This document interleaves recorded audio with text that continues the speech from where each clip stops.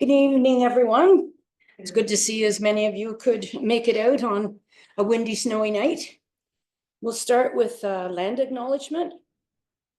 The land on which we meet today has for thousands of years been the traditional and treaty lands of the Mississauga Anishinaabe First Nations, as confirmed by the Rice Lake Treaty of 1818 and the Williams Treaties of 1923. We respectfully acknowledge that the Mississauga are the stewards and caretakers of these lands and waters in perpetuity. We are grateful for their wisdom and leadership. As treaty people, we are committed to deepening our knowledge of that wisdom and to cherish the land they have shared with us. May we honor their teachings. So we'll start tonight. Ian Attridge is on Zoom and would like to address us.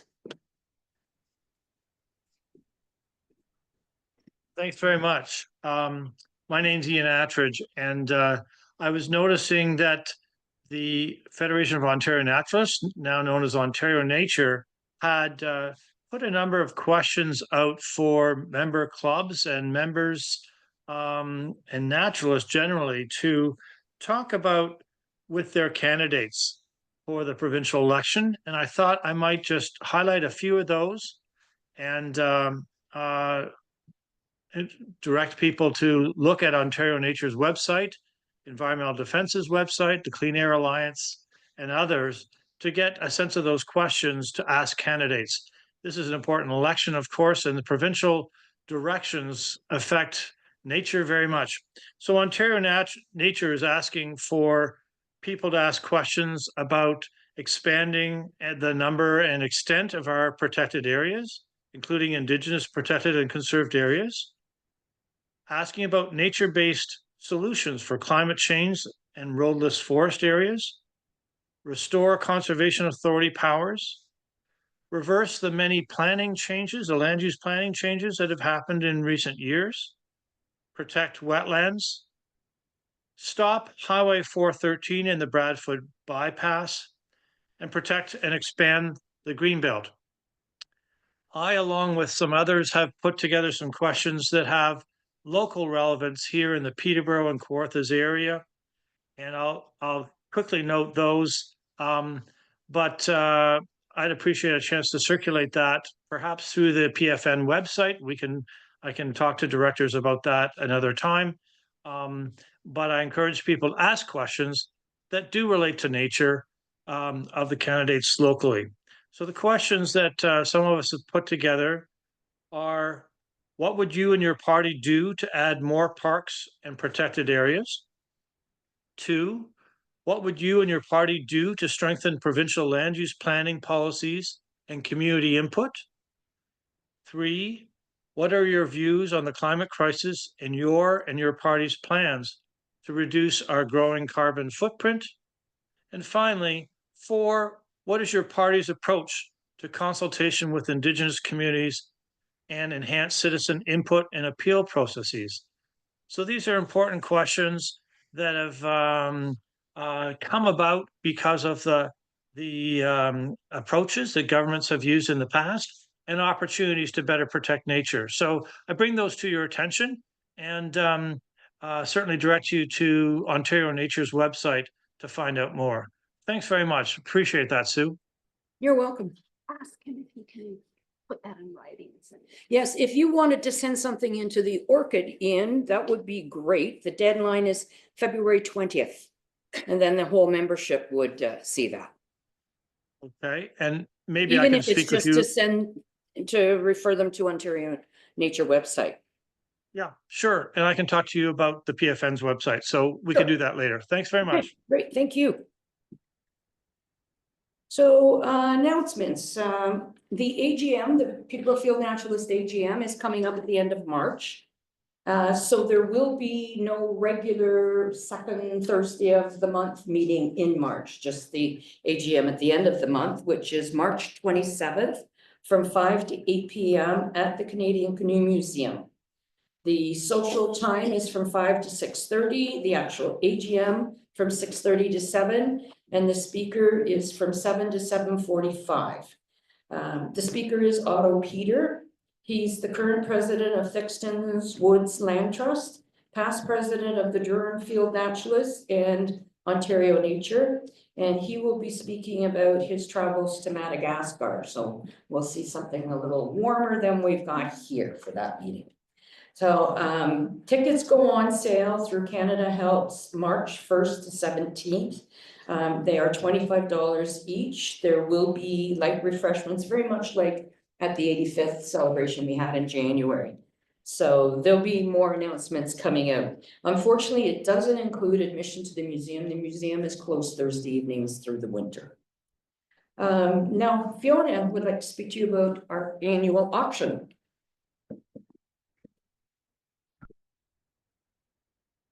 So I think as many of you know, in the last few years, we have held an online auction fundraiser in conjunction with the annual general meeting. And what this auction depends on is it's PFN's only fundraising activity that we do. And this auction depends on donations from PFN members and other persons or businesses to give us items that we can auction off. So we are soliciting donated items from people. We're looking for anything that's in new or gently used / good condition that somebody else might appreciate. And anything from bird feeders, books, outdoor equipment, puzzles, games, and we like to keep it sort of science related, but you know, we're happy to look at anything. Last year we had a woodworking bench saw that actually went for a fairly good price. So somebody was, you know, trying to move that along, and we put that up with some woodworking decoy carving books, and they were really well received. We also had somebody last year, I put up, just because why not? I put up some books on forensic sciences, and it turned out there was a student from Trent who was taking forensic science, and she bought them all. She was thrilled. So You never know. you never know. So go through your cupboards. Christmas just passed. We're in the middle of winter. You can do a little house cleaning and see if you have anything. And then you can let me know or let any board member know through our website, or the information is also in the orchid to get to contact with us. Thanks, Fiona.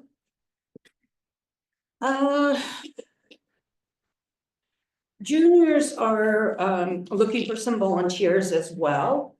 Shelley Fletcher has been leading the juniors for a few years, well, since COVID, and she has had to step down. Jennifer Lenny is keeping juniors going, and it's a great program. My kids both went. So if you have an interest in helping with juniors, you can contact me. My email's in the orchid and on our website. Just a reminder that tomorrow is the start of the Global Great Backyard Bird Count. It runs through till Monday. It's a citizen science project, as I say, globally, where you go out and spend a minimum of 15 minutes observing birds in your backyard or local park or wherever you go, and put your settings in through eBird. And it's a great way for scientists to keep track of where our birds are and population changes and so on. So that starts tomorrow. And then on to head a few things. Thanks, Sue. It's good to see the 25 people or so that are in the room here. And on Zoom tonight, we have another 15. So that's pretty typical. So hope everybody got shoveled out today. Sue mentioned the annual meeting, which is coming up in March. And as a reminder, it is February already, and our membership coordinator, Kathy Douglas, has asked that we remind everybody that memberships are due. So this information on our website in terms of submitting both your fee and your renewed form, just so that we are certain we have your correct address and information. We also received an inquiry from Fleming College looking for an instructor for an ECOS 13 field skills course. So this course is a college level class focusing on identification, field, and lab skills. And Fleming College asked us to share this information within our network that they're looking for somebody. The position is either in Uxbridge or in Halliburton, but they're looking for somebody who's passionate about the outdoors and experienced in teaching. So if you have any interest or know of somebody that might be interested, if you could have them contact the PFN at info@peterboroughnature.org. So that's our general information line that comes in if you are interested, and we'll make the connection with Fleming College. And my final announcement is that with the annual meeting coming up, we know at this time that there will be a couple of vacancies at least in terms of the board of directors. So I'm making a request again, if anybody's interested in joining the PFN board of directors, please submit an expression of interest. I'm the chair of the nominating committee, so I'll be going through any expressions of interest in the next month or so that we can offer a slate of candidates at the annual meeting. And this is our 85th year, so we're excited that we're marking this milestone and we're ready to start a new chapter. So if you've been thinking about being a director and sort of leaving your mark with the PFN in terms of its organization and leadership, now's the time. So anyways, if you want further information, please feel free to talk to me about it or send an email to secretary@peterboroughnature.org.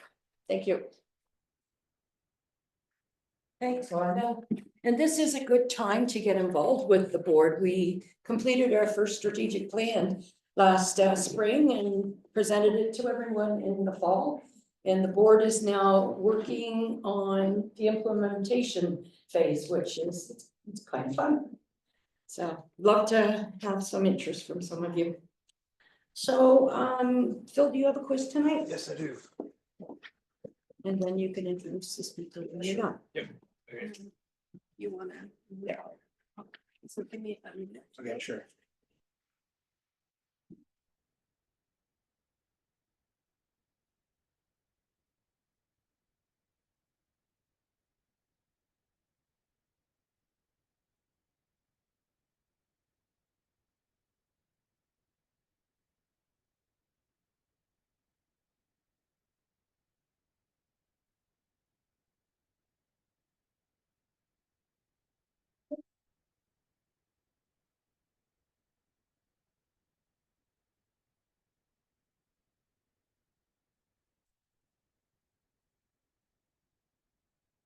Okay, good evening, everybody. I've done woodpecker quizzes in the past. But I thought I'd do another one and include a few more females and see how it works out. And so best of luck to everybody, and let's see how we do today. Hang on a second. All right.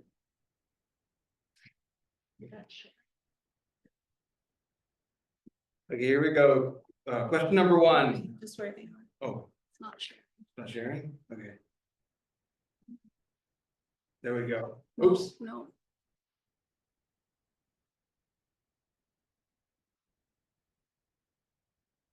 Okay, here we go. Hang on. Okay, so it's not working? Patience. As long as I'm here, it's not working. Yes. You, but. There we go.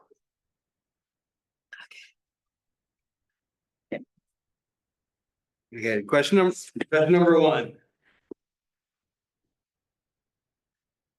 Yes, Paul, it's a Downy.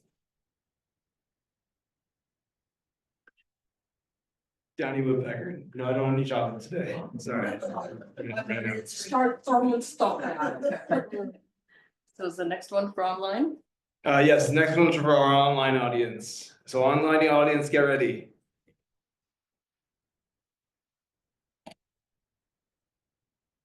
And any guesses coming in from the online audience? Yeah, so we got Marilyn Freeman with Harry Woodpecker Yes, it's Harry Woodpecker, that's correct. Thank you, Marilyn. and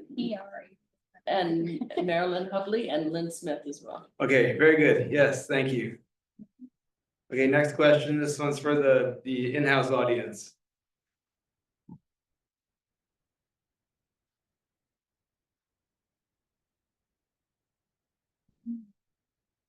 Okay, any guesses from the in-house? Red-headed woodpecker. No, Black bat, no. No. three-toed.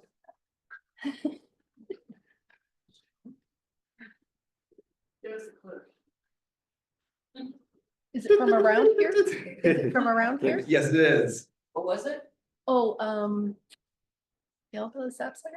No, no, it's. That's Uh, because it was a that's bad right. answer. Lynn Smith says red belly. No, it's not correct. Is it a juvenile? or- Black-back woodpecker. No, it's in the woodpecker family. It's in the woodpecker family. Oh. What? I think it's a female. I'm not buying that. Well, you can see a touch of red there, but.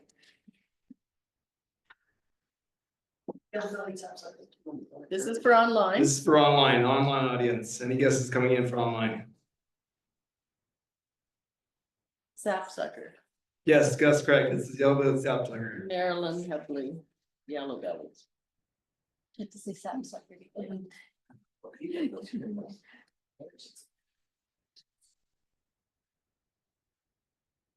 Okay.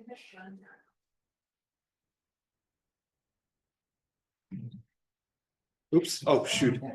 Oh, There we go. This was in-house. Yes, yes, it's the pileated woodpecker.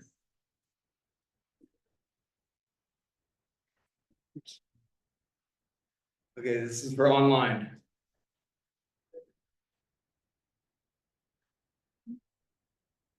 And Smith and Marilyn Freeman say flicker. No. No, That was the one before. yes, Marilyn Hubley says red belly. yes, that's woodpecker. correct. It's red bellied. And Lynn Smith as well.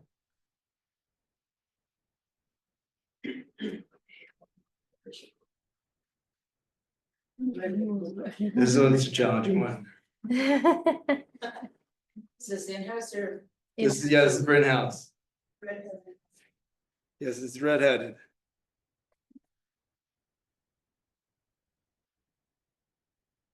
Okay, this one's for the online audience.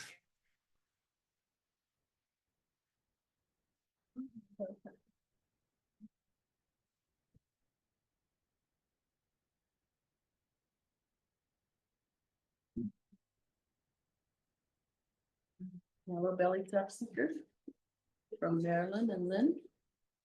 No, let me see. Uh,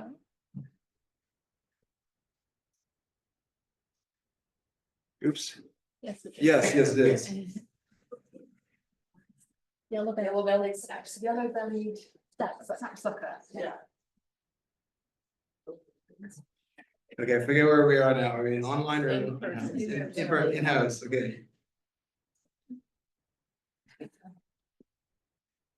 And this is the last one.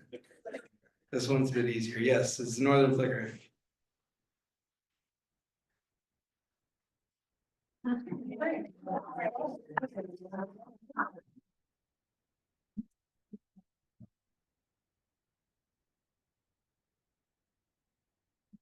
Yeah. Yeah, if I could introduce our speaker this evening, it's our speaker this evening is Lisa Browning, who's the education coordinator with the Turtle Conservation Center near Peterborough. She's into leading educational events and spread awareness on freshwater turtle conservation. Lisa started as a volunteer at OTCC and developed her passion for turtles in Ontario and was always wanted to share them with others. The title of her talk is Turtle Conservation Center, where community meets conservation. And with her insistence from her live ambassador to turtles, she's going to highlight the important work that the Ontario Turtle Conservation Center conducts on freshwater and rehabilitation of freshwater turtles. If I can have Lisa. Okay, thank you.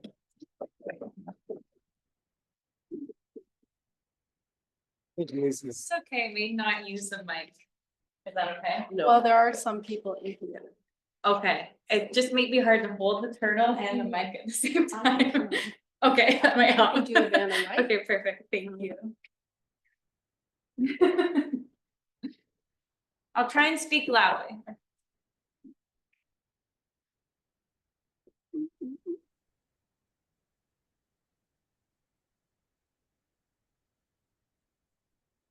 I did not.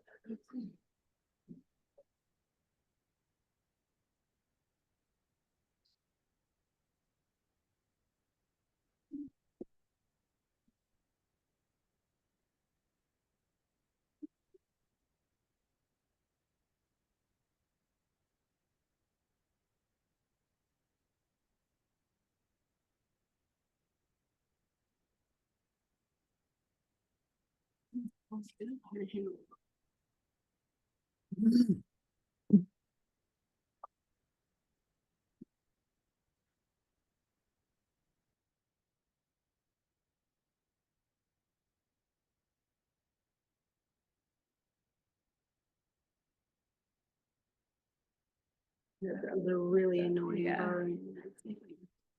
Oh, yeah.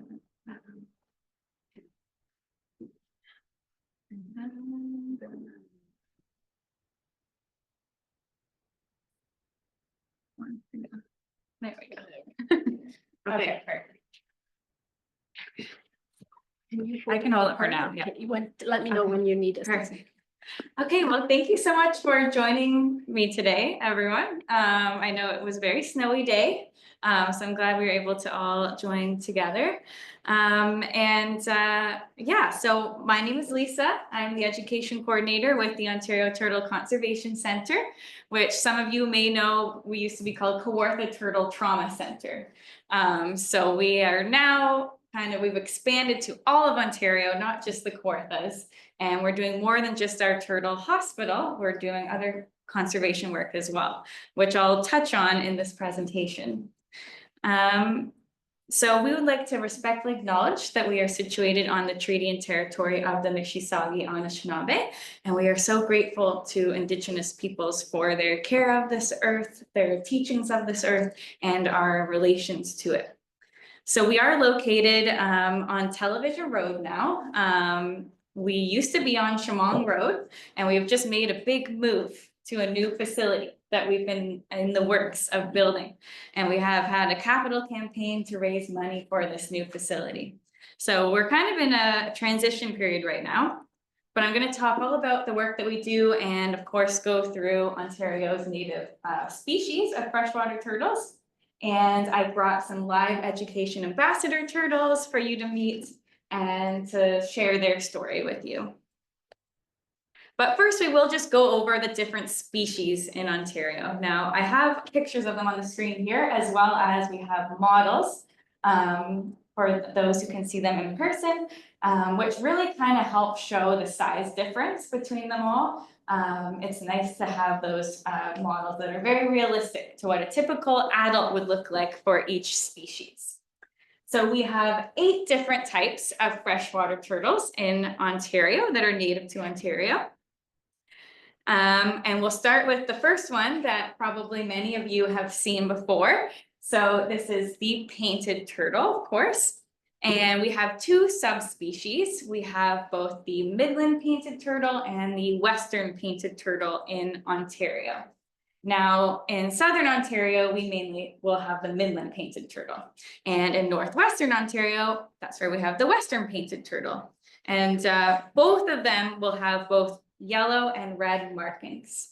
But the Western painted turtle kind of has a butterfly pattern on their plastron. The yellow stripes are a bit more vibrant, and you won't see the red stripes on their neck and on their limbs as much as the Midland painted turtle. So that's kind of how you can tell the difference. And of course, we have our largest species in Ontario, the one that looks the most prehistoric. And lives the longest. So it can live to be about 100 years old. So it does live the longest. can grow, grow slowly its whole life. So it can get quite big, quite heavy. And it has the longest tail with these bony spikes coming out of it. So if you see that, it's a snapping turtle.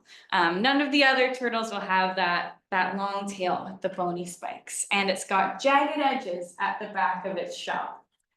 So that's kind of how you can tell that it's a snapping turtle. Even if you saw a juvenile, obviously when you see an adult, the size is quite distinct. But if you see a hatchling or a juvenile, the tail and the jagged edges at the back of its shell are how you can identify it. And our smallest species, it's funny when you see it up with the other models, is very small. It's an adult, but it's about the size of the palm of your hand. And that's the eastern musk turtle. And the babies are even smaller. They're about the size of your thumb fingernail. So quite small. They've got 2 stripes, one above their eye and one below their eye. And their second name is stinkpot turtle.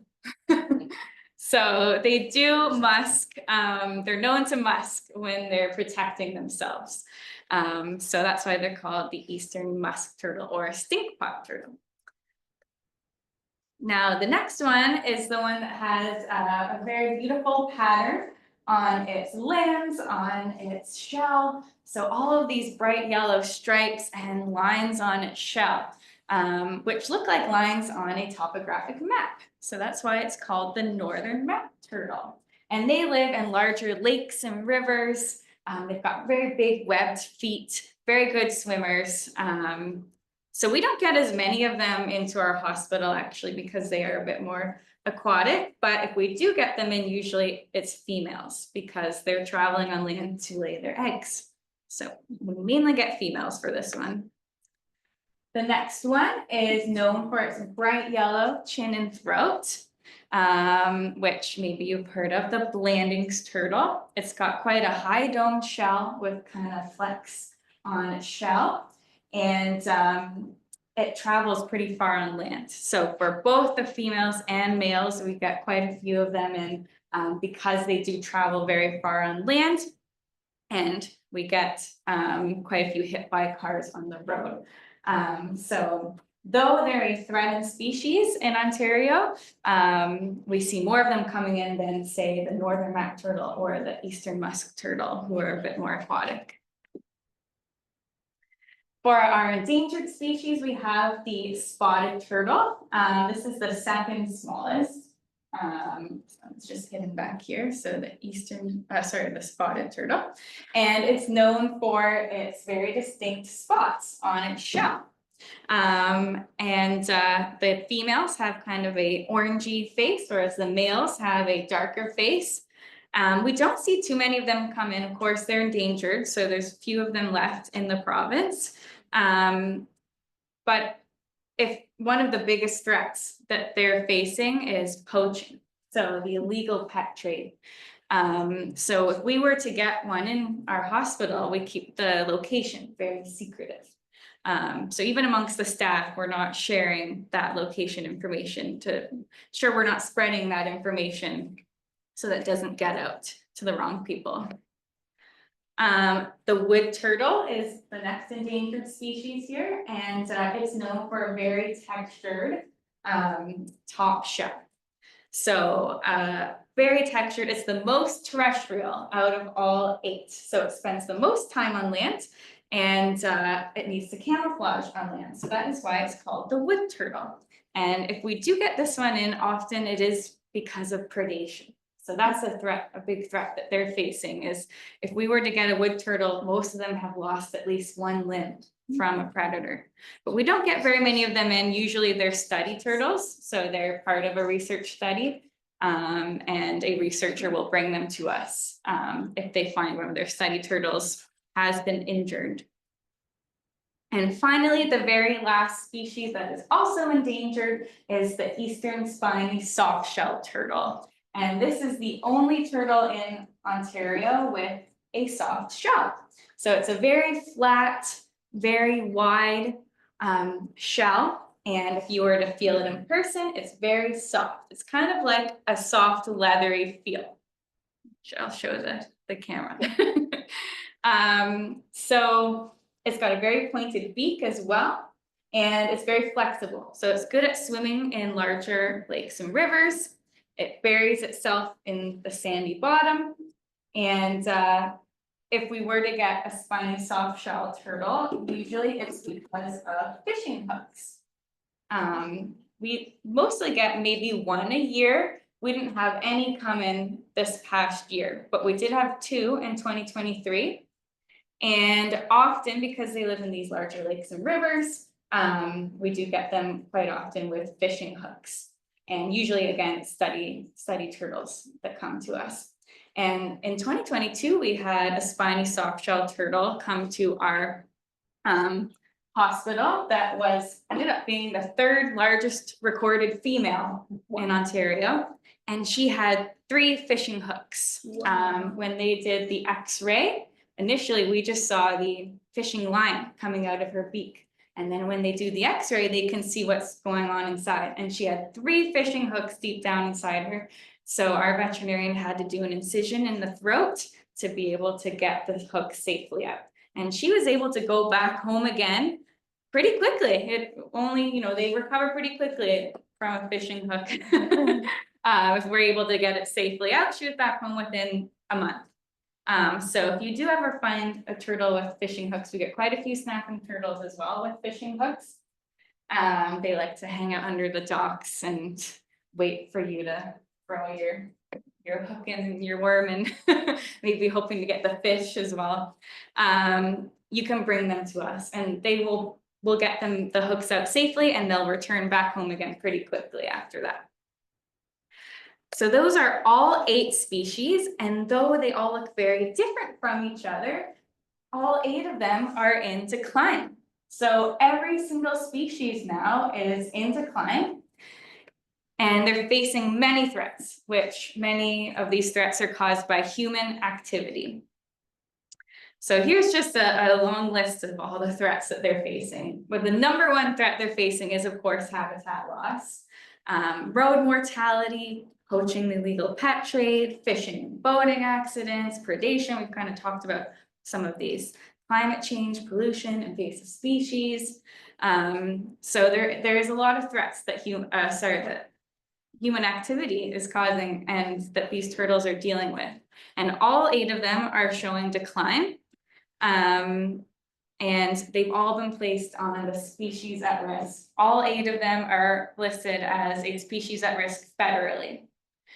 So the painted turtle is the last one to be put on the federal species at risk list. So those first 4 were listed as special concern, which means they can't legally be kept as a pet or sold in pet stores to give them protection. They can't legally be hunted. And then the threatened and endangered species have that protection as well, but their habitat should also be protected. And of course, what are they at risk of being? Well, they're at risk of being extirpated. So all 8 at risk of being extirpated, no longer found in Canada. So we've kind of touched on that. So what do we do, the OTCC, to help protect these turtles? We know they're in decline. One of their biggest threats is road mortality. And that is one of the threats that we're really trying to mitigate. So we're a nonprofit organization. We're a registered charity. And we started out really small. So in 2002, they started, and it was inspired by a group of kids who were called Kids for Turtles.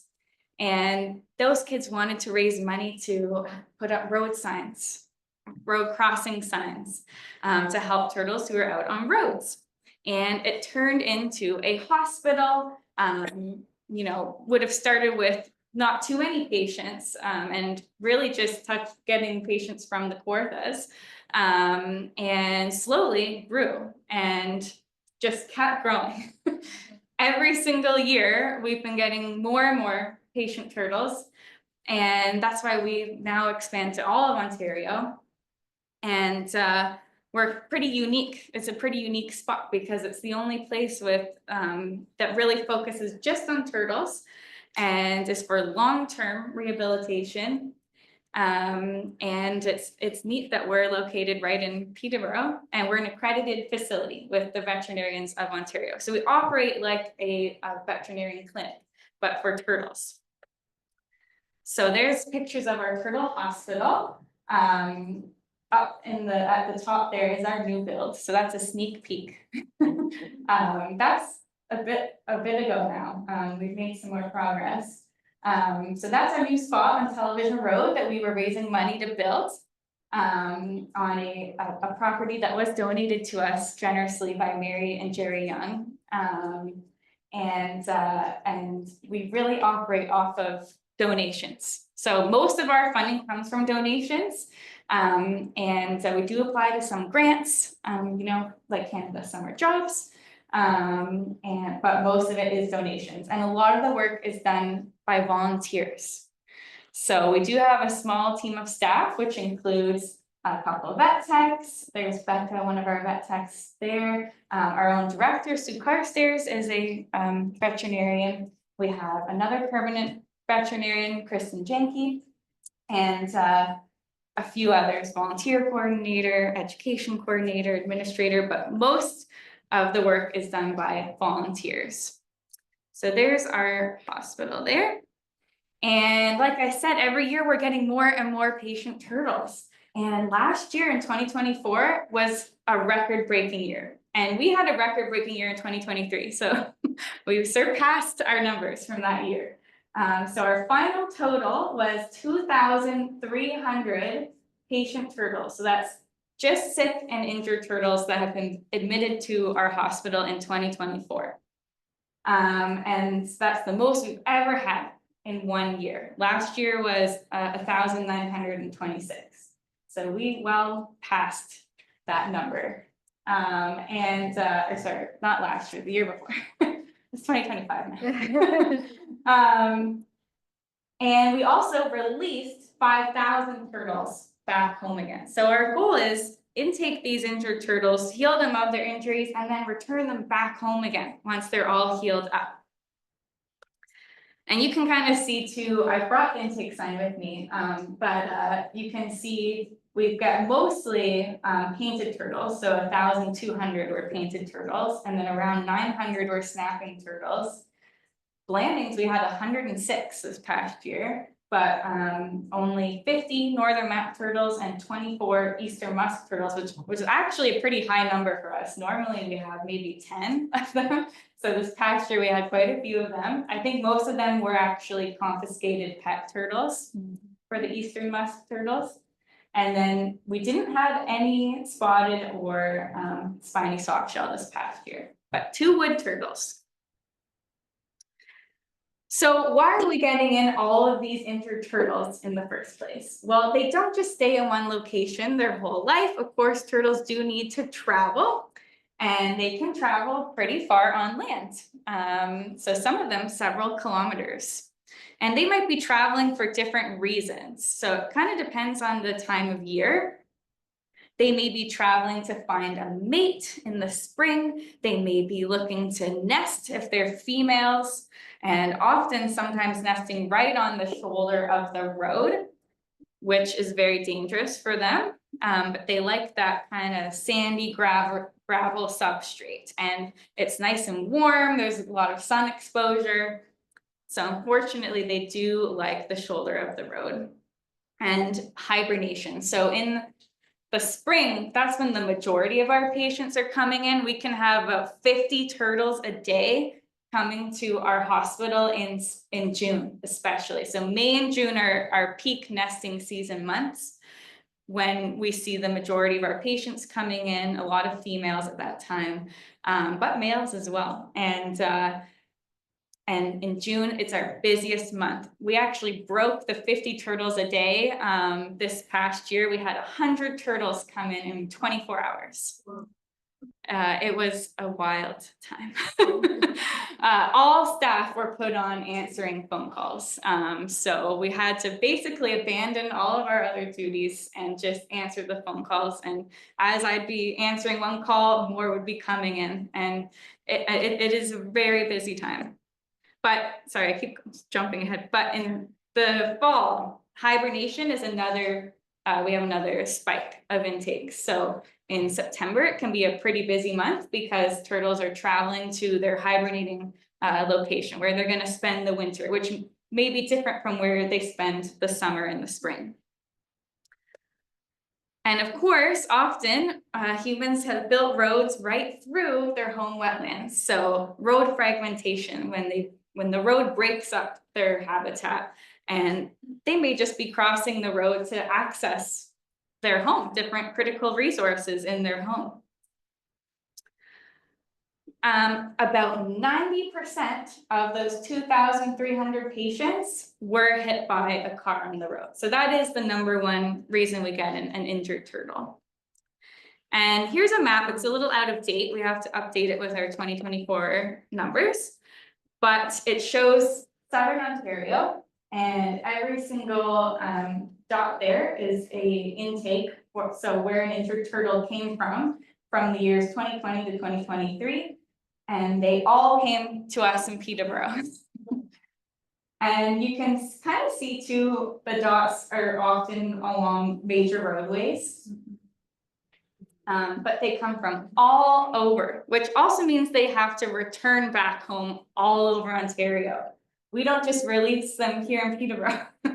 They've got to go back home again. So it's a lot of work to get all these turtles to us in Peterborough, and often the finder, if they find an injured turtle, well, they're not gonna have time to drive several hours to get it to us, but we still want them to help the turtle to be able to get it to us in Peterborough. We don't want them to leave it just because they don't have time to help it. So we are very lucky that we have a volunteer program. Sorry, there's part of the map that shows Northern Ontario, but we've even had turtles as far as Dryden and Thunder Bay. But I cut that off just because we don't get as many, but we do have some in Northwestern Ontario. So we have a volunteer program of turtle taxi drivers. So we're very lucky. We have over 1,000 signed up across Ontario now. Those numbers keep increasing too. So more and more people are signing up as volunteer drivers to pick up these injured turtles and help us relay them to Peterborough. Now, we do the coordinating on our end because it's a lot to coordinate. So we're going to send out an email. If you're signed up as a turtle taxi driver, we send out an email of all the different locations of where an injured turtle is in need of a ride. And we break it down. So we're only going to give people usually max an hour if we can. Try and keep it to an hour, and then one driver will do the first hour, and then we'll coordinate to have them meet up with another driver who will do the next hour, and we're doing all the coordination. So we just ask you, if you're signed up as a turtle taxi driver, all you have to do is respond just when you have time to do it. So we don't need people telling us when they can't do the drive because we have so many people signed up and so many rides to coordinate all day, every day in the summer. So you just have to respond when you have time, and there's no solid commitment, right? So it's just when you have time, we get in all these offers, and then we figure out who's going to work and what will be the quickest to get the turtle to us. Now, of course, some of these turtles are quite far away, and it's going to take us time to coordinate these drivers. So we do want the turtle to get help as soon as possible. And we're very lucky that we work with what we call first responders. So these are veterinarians that have been trained with us, who are stationed across Ontario, who can take in the turtle to get its initial treatments before it comes to us for the long term. So we may send, if the turtle is closer to one of these first responders, we may send the turtle there first. It will get pain medication, fluids, potentially initial treatments, and then we'll coordinate the rest of the drive to get it to us where it'll spend the rest of its time rehabilitating. Now, for those turtles in Dryden and Thunder Bay, we even have had a couple volunteer pilots. There's Wayne Harvey, who has done several flights for us now, and he does it all on his own time and all on his own fuel. So it costs him a lot of money to do these flights. We can't compensate it. But he loves to fly and he loves to help the turtles. So we're very lucky to have him because some of those farther places are much harder to coordinate a ride for. And it really comes in handy when we have a pilot who can fly them. And he's done trips both ways. So he's flown the turtle to us and then once the turtle's ready to go back, he's flown it back again. So that's pretty incredible. So I do want to bring out some live turtles now. Because of course, we all want to meet live turtles. So I think I'll have to put the mic down. Yep. I'll try.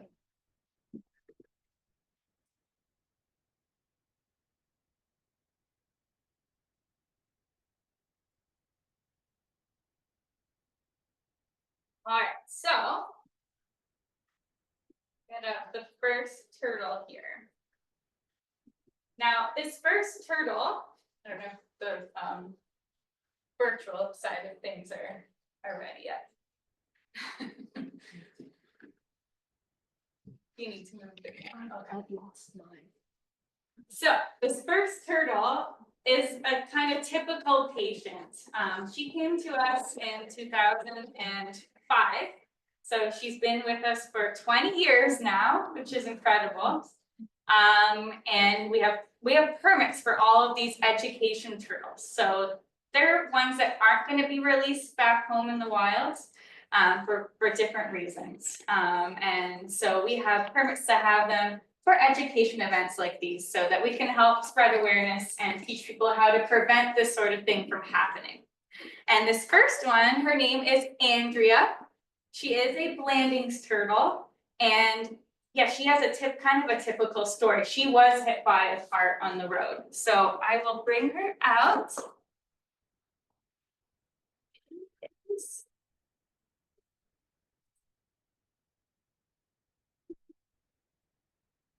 So this is Andrea. She's got the typical bright yellow chin and throat that the Blandings turtles have. Which she is very comfortable with people. So she's stretching her neck out to show you that bright yellow color. Typically, Blandings turtles are very shy. So if you see one in the wild, they're going to tuck right into their shell, and they actually have a hinge that allows them to completely close their top and bottom shell. So it can be pretty hard to see their head if they're tucked in very tightly. There's the hinge along their bottom shell there. But because she's very comfortable with people, she's got her neck stretched right up. So you can really see that bright yellow chin and throat. She's got a beautiful pattern on her bottom shell, which is called the plastron, which is unique to every single Blandings turtle. So it's kind of like a fingerprint. You can identify the Blandings turtle based on the pattern on their bottom shell. Now, Andrea here, when we flip her around, she has a very obvious injury, an old injury in her shell here. Large crack in her shell. And when she was hit by the car 20 years ago, that was a bad fracture. The shell was almost kind of completely detached. Not fully, but the shell can often shatter into pieces as well, especially for Blandings turtles. It does depend on the type of turtle, or have fractures in their shell, just like she has here.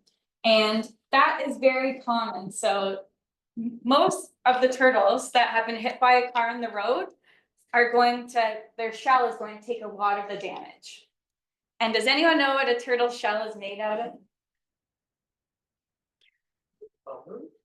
It's bone and keratin, you said. So it's essentially made of bone. It's got bony plates and layers of keratin like our fingernails. So all those sections there are called scutes, and they're the layers of keratin.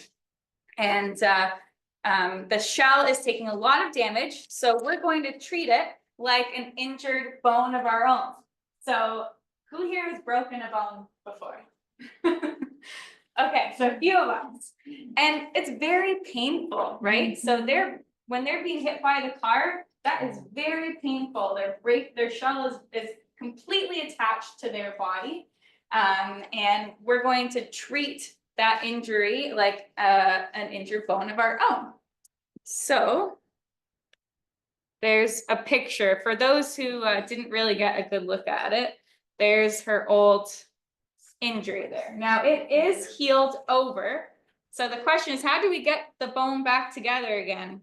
So what we're going to do is a few different steps. So there's a painted turtle that's a bit more of a fresh injury. You can kind of see the blood there. We're going to first use, no, it made bone and keratin. Okay. We're going to use surgical tape to hold the broken bone in place. So it's kind of like a cast. And that turtle there has some surgical tape, that snapping turtle, and some bandages as well. So we're going to hold the fracture in place.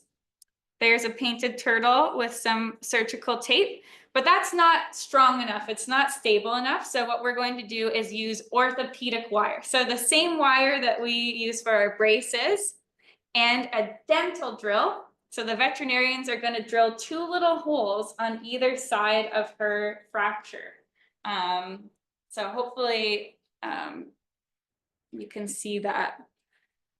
And loop that orthopedic wire through. And they're going to tighten it with kind of a pair of pliers.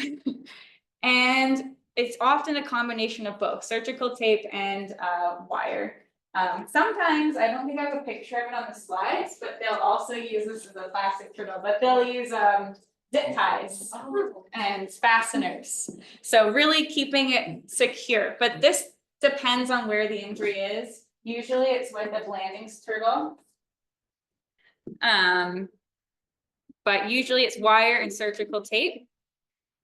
He's really moving around. And her shell, after, usually it takes several months for that bone to reattach, but it will completely reattach on its own. And it's completely stable. So if that was her only injury, Andrea could return home again. And often they do. Usually they'll come in one summer and they'll spend the winter with us and be released the following summer. So usually it's a minimum of 3 months, but most are there for a whole year before they go home again. So Andrea is still with us for a particular reason. So not only was she hit by the car and had that injury to her shell, well, the car hit her on the front end. So she suffered a lot of head trauma and she actually lost her right eye. So Andrea is a blind turtle because her left eye was blinded.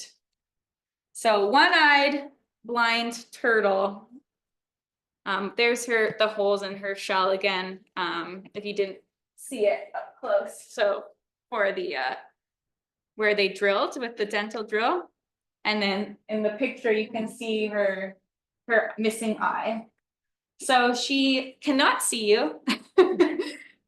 Maybe that's partly why she's very comfortable. But she can hear. So turtles have ears. They're just internal to protect them from getting water in their ears.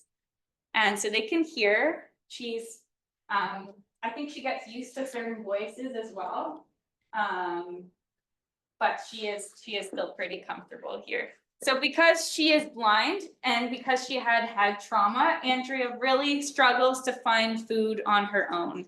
And we have to hand feed her. So that's why she's still with us. The veterinarians don't think she would survive in the wild because she really cannot find food on her own. So I've got to dangle a worm in front of her. It takes several tries before she gets it in her mouth. And we feed them fish, a nutritional pellet, and lettuce. So the question is, how do we help prevent this sort of thing from happening? Well, of course, road crossing signs are very helpful to tell drivers turtles are often crossing in this area. So keep an eye out, slow down. You know, especially in those areas where the road has been put right through their wetlands and there's wetland on either side. Just, you know, you can keep that in mind when you're driving through. Keep an eye out, slow down. And then eco passages are very important because we can give the turtle a second chance to survive, but the threat is still out there. And turtles use the same routes their whole life. So Andrea, you know, if she were to be released, she might cross the same road that she got hit on. And the threat is still there. So if we can have wildlife fencing, and often a combination of fencing and culverts for turtles, that is the best for them. So the fencing kind of stops them from using the road and can direct them to use the culvert to go underneath. But that is all up to the community. So we don't have any authority in putting those up. So it's up to the community to raise their concerns so that the city or township will take action. And a simple thing you can do is help the turtle get off the road. So if you can keep yourself safe, that's the #1 priority, is keeping yourself safe. Never go onto a busy road or highway to help a turtle. We don't want people getting hit by cars. But if it's safe, and often a good way to keep yourself safe is by keeping a high visibility vest in your car, usually between the months of April and October, when turtles are most likely to be active. Especially in the springtime, May and June, when the females are nesting, you'll probably see them out in the evening when it's dark or at night. So the high visibility vest really helps for that because they'll be traveling to lay their eggs when it's dark out. And keep a pair of gloves in your car. We don't want people getting sick. Turtles can carry salmonella, but really the main thing is their nails are very scratchy. So you don't want to get scratched. And I got a pretend road here. Maybe hard for some of you to see. Maybe I'll go in the middle. I don't know if the camera will see. See if we can get the camera position. Maybe I'll go back a bit. Okay. Is that good? Okay. So let's put Andrea down. And let's pretend it's safe for us. You know, there's no car right behind us. We're able to safely pull over or go around the turtle. And then we're going to put our 4-way flashers on, get our safety vest on, get our gloves. And as we approach the turtle, before we pick them up and move them, first we're going to see, is the turtle injured or not? It'll be very clear if they're injured. There is often blood. You'll see the shell damaged. It could be that they have head trauma. They could be very lethargic. Sometimes the turtle's flipped over when they've been hit by a car. And if it looks like they're completely healthy, you know, they're behaving right, and there's no signs of an injury, then we just want to help get the turtle off the road. We don't want to relocate them. We don't want to bring them to the hospital. We just want to help them get safely off the road, and they can carry on from there. And before I pick her up, I'm going to take a look and see what direction Andrea is facing. And this is very important because turtles are very stubborn. And it doesn't matter if we think there's a good spot for them. They've got it in their head where they want to go, and they're going to try and go there. And so even if there's a nice pond, let's say, behind them and on the opposite side of the road where they're facing, and that looks like a great spot to put them. Well, if she's facing away from it, she probably just left that pond, and she may be looking to lay her eggs on land. We don't know what she's looking to do, but we just want to help her get safely there, because she's just going to turn around and go right back on the road again if we put her in the opposite direction. So we're going to pick her up with 2 hands. And for all of the turtles except the snapping turtle, we're going to hold them in the middle. It's kind of like an upside down sandwich hold. So we're gonna put our thumbs on top and our fingers on the bottom. Just like that, with their head facing away from us. And we're just going to safely walk them across the road, always making sure you're safe, no cars are coming. And we're going to place her in the grass off the shoulder. So even on the shoulder, cars can hit them. So you just want to put them in the grass on the other side. We're going to put them down and we're just going to back away. So we are going to let her figure out where she wants to go. And step away, and that's all you have to do. Now, what if we come across a turtle who is injured? So you've pulled over, you've taken a look at her, has definitely been hit by a car. Well, there's a couple of things we want to keep in mind. So something you can keep in your car, again, between the months of April and October is she's headed off the road. Is a Rubbermaid container like this, with holes in the lid. If you have a lid, make sure you have holes in the lid so they can still breathe, a way to breathe. But anything that you have in your car that you can use to contain the turtle. So often people bring us turtles in cardboard boxes because that's what they have, and that's perfectly fine. We have had someone bring us a turtle in a pizza delivery bag. So whatever they were making a delivery run and they stopped to help a turtle. It was very nice. So whatever you have, and we're going to give her, you don't have to, but it is nice to have something comfy for them, like a towel on the inside. And do you think we should fill this container with water? No. No. So we are not going to fill the container with water. Though the turtle may be dehydrated because they've been hit by a car, they're in the heat, they will be dehydrated. If they've got cracks in their shell is protecting their lungs. And if the skin barrier is broken, water could get through those cracks and into their lungs and they could drown. And if they have head trauma like Andrea, maybe she can't lift her head out of the water. So we just want to give them a dry container. And when they come to us or one of our first responders, we're going to inject them with fluids so that they're rehydrated. And you don't want to offer them any food because they won't want to eat. And they're reptiles, they don't eat very often. They have a slow metabolism. So you don't have to give them any food and they're injured. So no food, no water, just a safe, dry container with access to oxygen. And we're going to bring her back to our car. And it depends where you are. Before you drive off and before you give us a call, if you can get the location of where the turtle was found, so the road it's on and the nearest intersection, so that when the turtle's all healed up, we know where the turtle is going back to. And we have to release them within 1 kilometer of where they came from. So that's why the intersection is important, because some roads are very long. So where on the road, if you can get the coordinates with your phone, that's also great. So before you drive off, get that location information. Give us a call. And like I said, some months we're getting hundreds of calls all at the same time. So we may not answer right away because it's just physically impossible for us to. And I know it feels very stressful in the moment and you're panicking a little bit. Just leave us a voicemail, where you are, where the turtle was found, what you've done with it. So you've contained the turtle.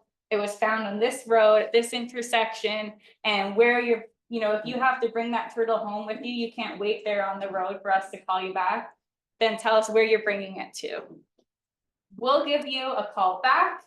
And if you don't have time to drive the turtle to us in Peterborough, then we're going to start coordinating rides.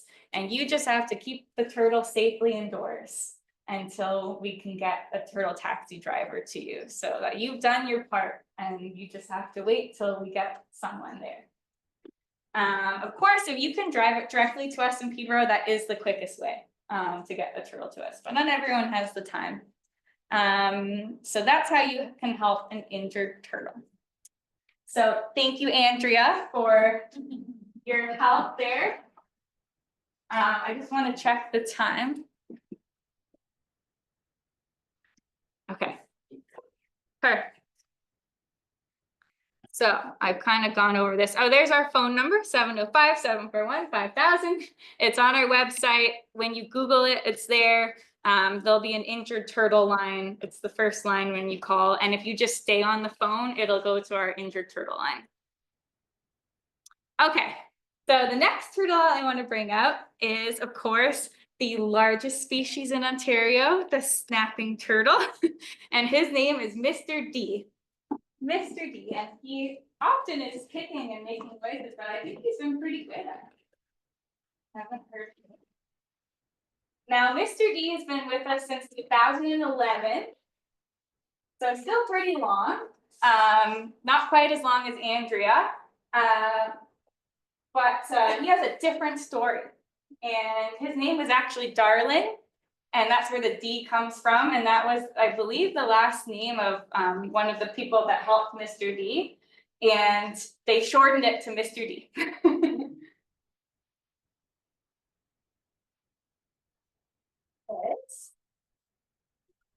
There's Mr. D. Now, Mr. D, he's been with us since 2011. He is also very used to people. He does not snap to protect himself like a typical wild snapping turtle would. He snaps for his food, but he doesn't feel the need to snap when I'm picking him up. He does sometimes pee, so I hope he doesn't. I brought several towels. He's been very good the last few presentations. But Mr. D here, he is of course much bigger than Andrea, but he's not as big as snapping turtles can get. So Mr. D's probably around 20 years old. He's just reached adulthood, which is around 15, 20 years old. They keep growing slowly their whole life. So snapping turtles can get very big, very heavy. There's one, someone mentioned Patty, who is another one of our education turtles you can meet once we're open. He is much bigger. He's 40 pounds. Wow. And I can't stand here and hold Patty for this whole presentation. So Mr. D is a good ambassador for coming to these events. And Mr. D here, he was actually found having been hit by a boat in the water. So if I kind of try and flip him around here, he doesn't want to be flipped. He's got a very distinct, actually, I might have to put him down. He doesn't want to be held like that. So you can see it on the slide. He's got a very distinct injury in his top shell layer, very deep, which was caused by the boat motor propeller. And we mentioned they love to hide under docks, snapping turtles. So they are at risk of being hit by boats, and we do get quite a few hit by boats as well. Now, I mentioned as well that the turtle shell is attached right to their body. And I have a real shell here. This is an old Blanding's turtle shell that long passed away. And if you take a look on the inside, I'll just show the camera and then I'll show everyone else. The spine and the ribs are attached right to their top shell. So they're completely attached. The shell is like their skeleton on the outside of their body. And the rib cage is fused to, the shell is fused to the rib cage. And because their spine is right there, if they have a deep injury, like caused by a boat motor propeller, often we have turtles who have spinal damage. And Mr. D did have damage to his spine. And he actually lost a lot of strength and movement in his two back legs. So he's very shy right now. But if he were to warm up and show us, he really can only drag himself with his two front legs. So when he's trying to walk on land, he can't prop himself up on all four legs like a normal wild snapping turtle can. He really just drags himself with the 2 front legs, but I don't know if he's gonna show us. They have all sorts of feeling in their top shell because of their spine. So they've got nerve endings all along their shell. So they can even feel a gentle touch to their shell. So we know they're in a lot of pain. So we're going to give them pain medication for any injury. And the amounts are very specific for turtles. So that's why we have first responders who know these specific amounts to give. It's based on their weight. And I'm not a veterinarian, so I don't fully know it all, but I know it's very specific. And so we're going to take them out of their pain because their shells are so sensitive. Luckily, Mr. D has made a little bit of progress, but not enough to be released. So he can't swim in deep water. He would drown.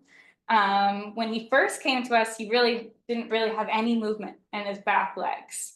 But over the last 10, 15 years, he has regained a little bit. And there are some patients who regain enough movement, well, full movement of their limbs again, and are able to return back home. And that's thanks to, well, there's the spine there.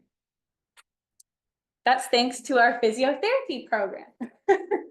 So we have an amazing physiotherapy program. The videos are being a little slow there, but that was started by, well, physio was going on, but we had an amazing, we have an amazing volunteer who's a retired physiotherapist. Her name is Carol, and she has created these physio exercises for turtles. And there's not a lot out there about turtle physio. So she's really had to develop these exercises. And that's actually Anne, who's another very dedicated volunteer, and they both do the physio. And so they have these like ramps at different angles and inclines, and these obstacles that the turtles have to climb over. And even on the right here, they also do swimming exercises, but they done a makeshift life jacket with some bubble wrap. And so some of these turtles may be able to swim fine, but as soon as they're on land, they can't walk. And some of them may be fine walking on land, and as soon as they're in the water, it's like they won't use their legs and they just sink. So it's really interesting to actually see and learn about this and what works and what's not been working. But of course, we won't know, we'll know more as we do it over time. And they're very good at keeping track and doing kind of tests and exams with the turtles. And then the veterinarian will check them off if they have made full recovery and are able to swim and walk properly, so that they can survive in the wild. And we've had, so usually they're with us for a couple of years rather than maybe just 1 year, because it does take a lot of repetitive, physio to get them back to their full movement. Okay. So if you do ever find a snapping turtle on the road and you want to help them across, of course, we have to hold them differently from any of the others, because they do snap with their beak and they're very deceiving. Mr. D is deceiving us all. He has a very long neck that he could stretch out in front of him and whip around to the sides. And they do this out of protection. So if we're approaching them, we're kind of like a predator to them. So they need to protect themselves. And they're going to snap with their beak. So turtles have a beak like a bird. They don't have any teeth. And luckily, our common snapping turtles have the same strength of jaw as we do. So there's a misconception that they can completely rip off your hand or rip off your finger. They actually can't do that. It would cause damage, so you don't want to be snapped. But you can easily avoid that by holding them the right way. So when you're helping a snapping turtle and picking them up, you want to approach them from behind. And I usually like to have my game plan before I approach the turtle, because once you've gotten up to them, they know you're there and they may turn around to face you and snap at you. And it makes it very difficult. You're kind of playing a game with the turtle to try and get behind them. So kind of think about it before you walk up to them. You want to think, how big is the turtle? Do I think I'm going to be able to physically lift him? Because the first method is what we call the pizza box method. So you're essentially lifting up as if you're lifting up a stack of pizza boxes. So luckily they can't snap below them, and they can only snap so far. So you can't put your hands in the middle because they can reach you there, but you can put your hands at the very back where their jagged edges are, and they can't reach you there. And you can slip a hand underneath on their bottom shell because they can't snap below them. So what you're going to do is you're going to take one hand and grip where the jagged edges are. That's the safe spot to put your hand. So those jagged edges are a good rule of thumb. And you're just going to lift up their bottom end. And then you've lifted it up enough so you can slip your other hand underneath, like you're holding a stack of pizza boxes. And then you just have to have some forearm strength to physically lift them up like this. And of course, keep them well away from your face. Now, it's easier said than done when he's being a perfect model. He's not snapping. So make sure you have a good stance, because sometimes they take you by surprise when they snap. And then you just carry them across as normal, or if you're getting an injured turtle, into a bin. Now, but what happens if you can't physically lift the turtle and they're so big you don't have the forearm strength to lift them up? Well, there's another way to do it. Basically, you just want to get something underneath instead of your hand that's flat, so that you can drag the turtle across the road. So often people have a car mat in their car. So that's a good one to use, so that you can kind of shimmy it under. So you kind of want to get it underneath the body by lifting up the turtle's bottom end and kind of shuffling it underneath. People often use shovels as well, folded down cardboard box, anything you have in your car that you can kind of shimmy under. And then you just kind of want to drive them across the road. And then make sure you kind of flip them back around again in the direction that they're headed. It's a bit tricky to show it with this space, but just try and get it underneath. And if you have a shovel, you're just kind of dragging it along.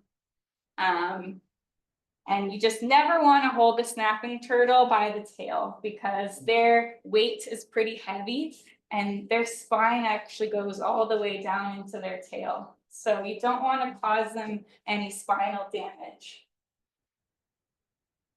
And the more you do it, the easier it becomes and the less scary it is. And usually, sometimes if you take them by surprise, by the time you've gotten there, slipped your hand under, picked them up, and are walking them across the road, they're just cluing into the fact that you're moving them. So the longer that you stand there and try and figure it out, they'll be more snappy. So it's just kind of taking them by surprise, getting them across as safely and quickly as you can, and there'll be less snapping that you have to kind of deal with. Oh, and he has peed. I'm sorry, Mr. Dean. Okay, we'll just cover that up. Well, we may have to put Mr. D back. I think that's his sign that he's ready to go back in his bin, because he does do big peas. Okay. So I'm just gonna leave the towels there. Luckily, we got through the demonstration. Okay, so that's the snapping turtle. Now, the one thing I didn't say about the snapping turtle, for Mr. D's injury in particular, to try and prevent hitting turtles in the water with your boat, if you can tap the side of your dock or tap the water, before you head out, say with a paddle, then that might scare off a snapping turtle who you don't even know, you might not know they're even there, but it might kind of signal to them to kind of swim off before you head out. Or if you can paddle away from the shoreline, if it's a boat small enough where you can kind of paddle away, and then once you get in deeper water, then you turn your motor on, because they'll often like the shallow kind of shoreline, and they'll be hanging out under your dock there.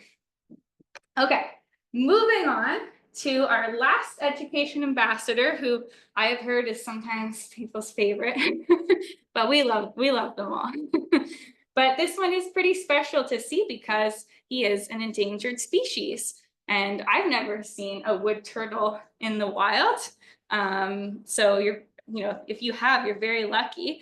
But we're lucky to have Rusty here, the wood turtle, with us. So let's bring him out.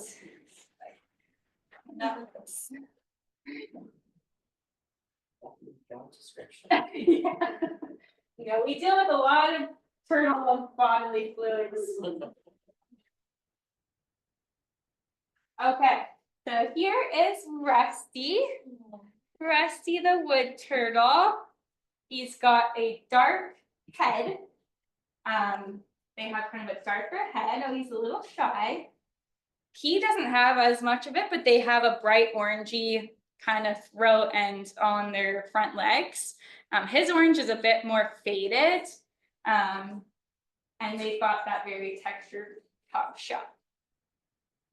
See if I can give the camera a look at Rusty. There's Rusty. Now, you may notice something a little off about Rusty. He's got no front arms. So Rusty, unfortunately, had an encounter with a predator. So like I said at the beginning, with turtles, if we get one, often are missing at least one limb. Now Rusty's missing two. But he was actually pretty lucky for surviving that predator attack, because they don't all survive. And the reason why he survived was actually because Rusty was part of a research study, and he was being tracked using radio telemetry. So here's an example of a transmitter. And so there'd be a radio frequency associated to it, and then the researcher will have their receiver, their antenna, and they'll be within range of the transmitter, and they'll start hearing beeps as they tune into the transmitter's frequency. And as they get closer to the turtle, they're turning down their gain, and if they're at a very low gain and the beeps are very loud, that's when they found the turtle. And it's pretty hard, actually. I've done some radio telemetry, and you say, I know the turtle's there, but you can't see them. And they'll be moving too. So at one point they're right where you think they are, and suddenly it's louder behind you. So it can be kind of tricky to find. But Rusty was part of this study since 1993. And so he was just a juvenile. So he's over 30 years old, Rusty. And they were tracking him every year, and Rusty was doing fine. They're probably, looking to see their behavior, to see their habitat, to just monitor the population. And when they found him in 2017, they had just spooked off the predator, which they believe was a raccoon. Oh. And Rusty was flipped over, and it was very fresh. So they probably had just spooked off the raccoon, and were able to get Rusty to our hospital. And Rusty was put on antibiotic, healed up as best they could. But of course, he has lost those two front legs, and he just has little nubs now. But he does have his two back legs, and he's very lucky. We do have a turtle named Trooper at our hospital who is a no-legged. And he was attacked by a raccoon as well. Otters also are predators that do a lot of that kind of damage too. But raccoons can be pretty bad now in urban areas. So humans are having an impact on raccoon populations. So if we can manage our waste and kind of keep those populations down, that will really help our turtles as well. Now, Rusty can't swim in deep water because of being only two-legged, but he has an accessible tank at our hospital. So he's got a ramp that allows him to get in and out of the water. So his dry basking area and his water. And for those, we actually have a video for the people online, but for those in person, I'll just put Rusty, flip this over. And Rusty hopefully will show us how he shuffles. So we call it the Rusty shuffle. See if he'll show. If I kind of touch his back, and there he gets gone. So he just pushes off with his two back legs and he shimmies his upper body. And you can still kind of see the nubs going when he moves. See, he's really trying to go in one direction, right? Yeah, but he motors around pretty well, actually. But in the wild, he can't swim in deep water. So he wouldn't survive hibernation either, because they have to be in a deep body of water to survive the winter.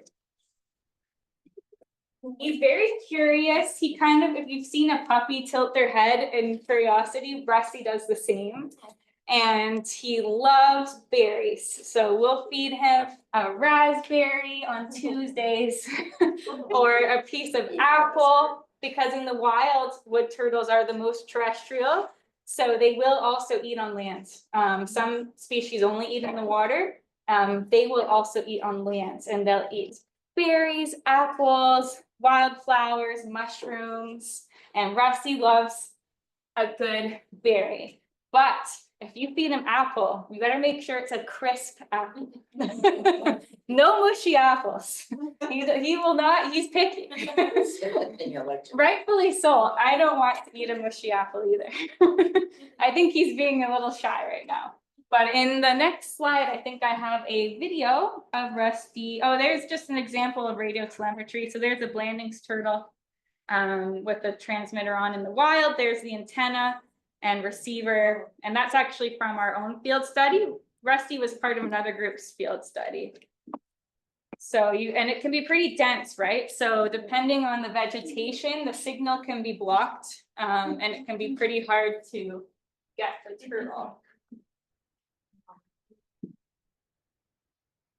And then we have to do our measurements and all of that in our waders in the wetlands. So there's the predator, the raccoons. And there's his ramp. So he shuffles up his ramp, and you know what? He does have access, he can slide down the ramp to get into the water like a slide, but he uses this part to dive bomb down into the water because he's very lazy.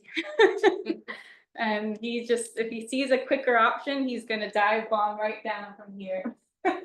So you hear a big splash periodically, and that's just Rusty diving into the water. Okay, so he's on the move here.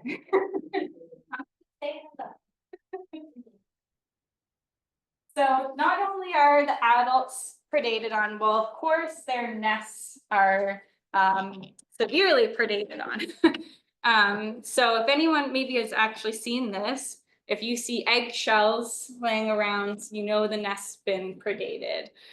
Because if they successfully hatch, those eggshells would be underground. And raccoons are a big predator for eggs, as well as skunks and fox. And once the babies hatch, there's a lot of predators like birds. And once they get in the water, fish will eat the babies. So there's a lot of predators that turtles are dealing with. And if you ever do see a female lay her eggs, it has to be on your own property. So if you have a cottage or even in your own backyard, I just have to put Rusty down because he's really pushing on my hand. I don't want to drop him. You can use a nest protector. So this is just my travel size one, but they're usually a bit bigger than this, kind of like in the slide there. And it's just a wooden frame with a hardwired mesh on top. And we sell them in our gift shop, but you can make them too if you're handy. We have instructions on our website on how to make them. And the best thing is to put these cutouts on each side so that when the babies do hatch, hopefully hatch, they'll still be able to escape. And they're staked down on each corner so that they're staked into the ground. And you just have to wait till the mother has finished digging, laying all her eggs, which can take several hours, and then burying them all. And once she is headed off, then you can put the nest protector over it. And keep a flag as well so you know where it is. And it'll take 3 months before those babies hatch. So usually around 90 days is the incubation period. And then you can remove the nest protector, and if you do see the babies, you can even help them get to the nearest water body. You don't want to relocate them, but if there's a near water body that you can help them get to, usually they need kind of slow moving water, lots of vegetation, they can hide from predators, and that just gives them a little bit of a head start. So if you see a turtle laying eggs on the side of the road, you can't put a nest protector down unless you have permission from the city or whoever manages the road. So if you can get permission from them, then sometimes they'll do it, or they may want you to do it, or maybe they don't want to do it. So you can only put those down if you've got permission or if it's on your own property. Now we get in these females in June who were on their way to lay their eggs and didn't have time to lay them before they were hit by a car. And so we have we x-ray every single adult female, and we can see all of the eggs inside. And she's gonna lay those eggs at our hospital while she's recovering from her own injuries. So there's some laying their eggs. We keep track of all of them, who's expected to lay how many eggs. And then all of those eggs are planted in vermiculite and put in incubators at a nice warm temperature. And then they start to hatch, usually in the fall. So there's a little snapping turtle baby hatching. And we put all of the babies into their own container with water. So all of them from the same mom are together. And we know that who their mom is and where she came from, and they're going to all be released back to where their mom came from. For them, we have a bigger range. We can release them within 15 kilometers of where the mom was found, so that we can pick a really good wetland for them to go in. And part of the reason we're doing all this is because hatchlings have a 1% chance of survival in the wild.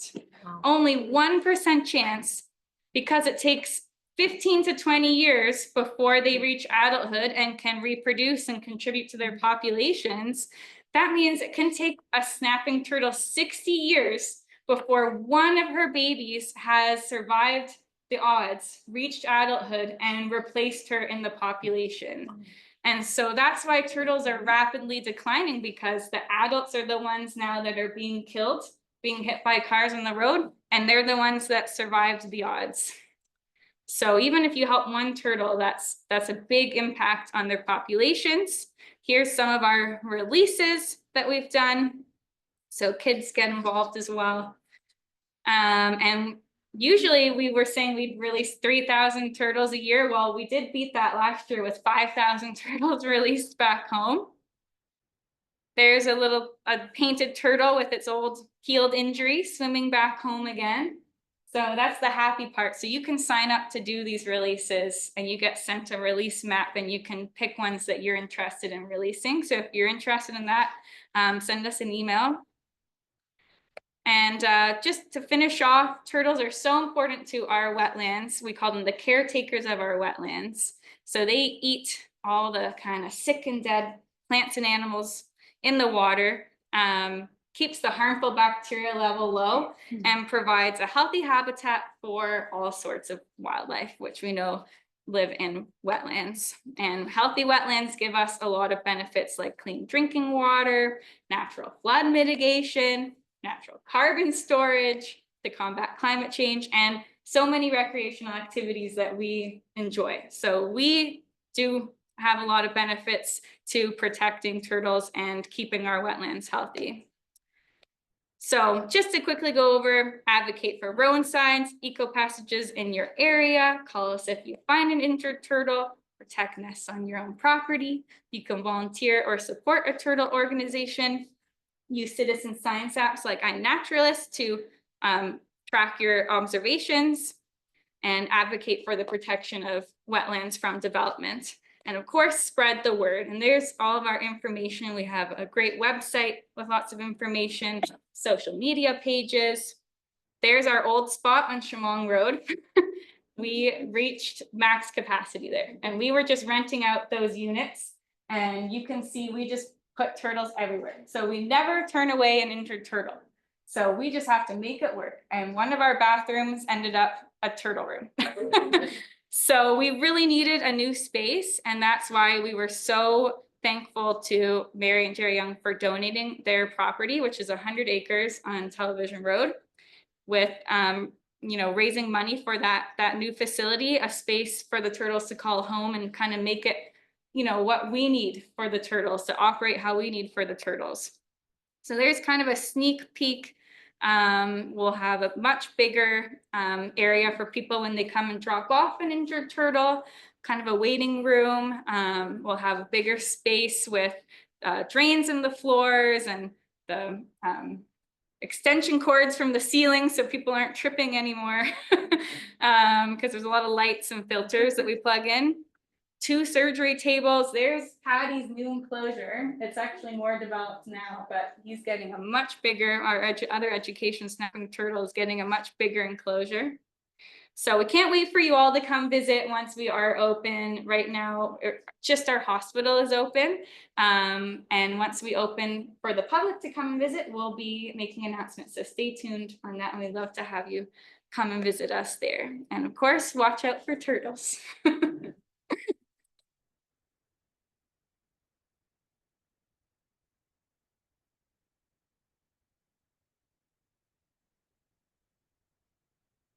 Really interesting. Do you have any questions? I have a question. Is are the Ontario snapping turtles, are they still considered on a game species list? No, No, they've been removed. I figured. Yes. I figured they've been removed, but I know that they were on there for quite a while. yeah, so none of our turtles can be hunted. Okay. Mhm. A couple of years ago, I bought a brick in a pathway. Where's the pathway? The pathway is, and you can't see it in the pictures I have here. Oh, maybe oh wait, there it is. So they're right at the front entrance. So this is gonna be the new education entrance. This will be the hospital entrance. And the bricks are all laid here. We've already got any that were ordered before June in 2024 have already arrived and are in the pathway. Are you still selling more? And we're still selling more. So even we'll have lots of space, and they've put, you know, blank bricks as well. So when we get more engraved bricks, we can just replace it. So the engraved bricks were a donation, kind of a way to raise money for the new facility. And you get to have your own message or names engraved in the brick, and that also helps support the facility. So PFN actually bought 2 bricks. Oh, amazing. So they should be there. So you'll be able to come see those. Any other questions? Yeah, there's a question online about the need for carrying or wearing the gloves, and is it that a risk of getting salmonella? And should So the hand gloves are sanitizer- just, hand sanitizer is really the best way. Yes, I forgot to mention that. Make sure you clean your hands after. Hand sanitizer if you have in your car, washing your hands after. It's as simple as, you know, if you're cooking with chicken, you just want to make sure you're cleaning your hands. The gloves help, but really the gloves, especially a sturdy pair, help for their nails. And the second question asks about the road signs, if you could speak to those. Yeah, so the road signs, we don't sell any of the big ones at our hospital because of course you have to have city permission to put up a road sign. So it's kind of similar to the eco passages. You have to get the city on board. Often they'll say, well, we'll do it if you give us the money for it. So you may have to pay for it, but that usually helps kind of get them doing it. But it does depend on the city and the township. So you have to, if you think there's a spot where you notice turtles being hit, you want to contact them about it. Now we do have a new partnership that we're starting with Animex, which is an international company that does eco passages, wildlife fencing, culverts. And we're also working with Carrie Gunson, who is a road ecologist, and so EcoCare, to determine spots that may need eco passages, because we have all this data showing where there's hot spots of turtles being hit. And we want to try and educate in these communities that could use an eco passage to try and raise awareness and get the community involved to get these projects going. We're going to try and do one local to us, maybe on Television Road. We're still trying to figure it out so that we can kind of have our own story to be able to spread, to get it going in other communities. So that's a partnership we've just started. It's kind of exciting. So stay tuned for updates on that as well. Yeah, I'm curious to see when they redevelop University Road over here, if they'll Put something in. Yeah, that would be really, really good. Yeah. just wetlands on either side. Yeah. Oh, are you looking for any more sites with Carrie Gunson that would be suitable for highway exclusion fencing? So we really just started working with her on that. So we haven't really gone too far with it yet. I helped her put up some highway exclusion fencing for turtles on a stretch of Highway 7. Okay, yeah, there's quite a few years ago. quite a few bad spots, and Carrie's very busy. I know Yeah. there's quite a few spots that could use it. Okay. But I can't speak on her work too much, but she is incredible. She knows a lot about road ecology. Is it correct that you also take deceased turtles?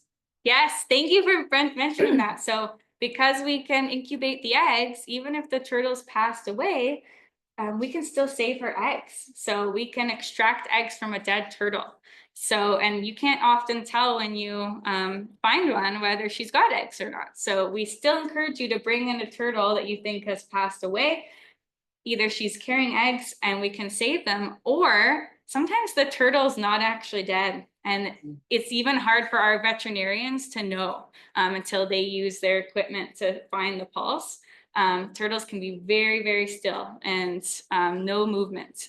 So we can make sure the turtle's actually dead if you bring it to us, and it could very well still be alive and it has a chance to survive. Will you take eggs? Will we take eggs? That's a good question. So it really depends on the situation. So we can only take eggs from a nest if it's been predated on or already disturbed. So it has to be considered a rescue mission for us to take the eggs in. But if you know that a turtle laid eggs in a dangerous location, like the side of a road, you have to find a group that has permits to dig up those eggs, which we don't do that work. But there are turtle groups in Ontario, Scales Nature Park, the Canadian Wildlife Federation, CWF, and what's the other one? There's a few. We have a whole list of them. So we get tons of calls, and we direct people to these other groups that have the permits to dig up nests in dangerous locations, and they have their own incubation program. Turtle Guardians will do that as well with the Land Between. And so they're doing a lot of great work. So we really are only taking in eggs if the nest has already been disturbed, and we can then direct you how to safely get the remaining eggs out and to us. But if it's one that's not been disturbed, then and it's in a dangerous location, then another group will excavate it. So that's a good question, because we get a lot of calls about that. On your map of intakes, you got a couple points that were right in the middle of like Ontario. Mhm. Like those were accurate, or the story. It could be either that they weren't accurate. A lot of the data analysis is done very late. So that's actually something we're really trying to keep up with, because of course the busy season, very busy, and everything's written by hand. And so we're entering everything. Usually we try and keep up to date, but often the winter, this is when we're doing our data entry and our cleaning of our data and all the analysis and whatnot. But it could be that maybe, I don't fully know the story of those ones in particular. Maybe they were found. Sometimes people find them floating in the water and look like they're injured or they're not sure. Yeah, so. Yeah. Was there two? We've gotten a couple from the States. We've gotten some from Quebec and other provinces, usually Quebec. So because there's just nowhere else for them to go. Any other questions? Do you get non-native turtles? That's another good question. So we don't have the permits to take in non-native species. So if someone has a pet red-eared slider, we actually can't take it in. If they don't have the space to or time to look after it anymore, we have to encourage them to find somewhere else or rehome it, kind of treat it like a cat or a dog, find someone else who will take it on as a pet, but we can't take them in. But we do sometimes get in red-eared sliders by accident in the busy season, you know, because they look like a painted turtle. They've got red and yellow, but they've got the red dot, and we can't confirm every turtle before we get it in unless it's the slower season. So sometimes they come in by mistake. And of course, if they're hit by a car and they've come into our hospital, we're going to treat it. We're not going to not treat a live animal who's injured. But then we have to rehome it at that point. So we do have a couple red-eared sliders that we have rehomed this year because they came in. One more question? If you're releasing almost double what you're intaking, do you expect in the future years, do you think that the rehabilitation and taking care of the eggs that already had a really low life expectancy, do you think that it's likely to reverse the endangered? So I think, so we've done, we do have a neat paper that on our website that Sue and James Patterson and Christina Davey worked on.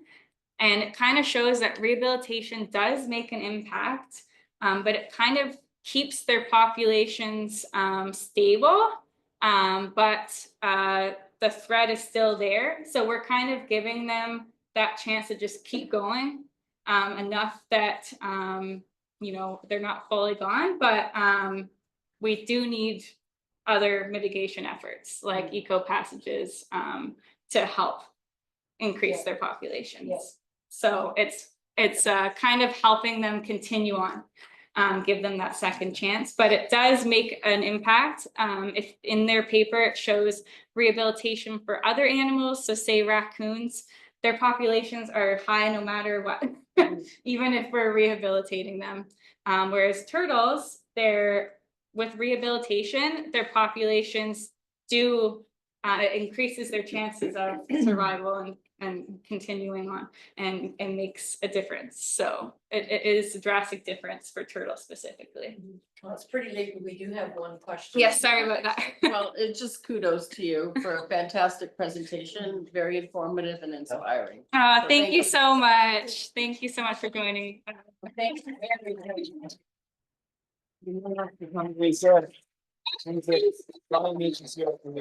say thank you. Oh, thank you so much. All right. Sorry. Well, thank you very much. Thank you. All the best. We'll see everybody at our AGM next month. Thank you. Thanks for coming, everyone. And keep in mind, the next meeting in March is the AGM. And watch for more information.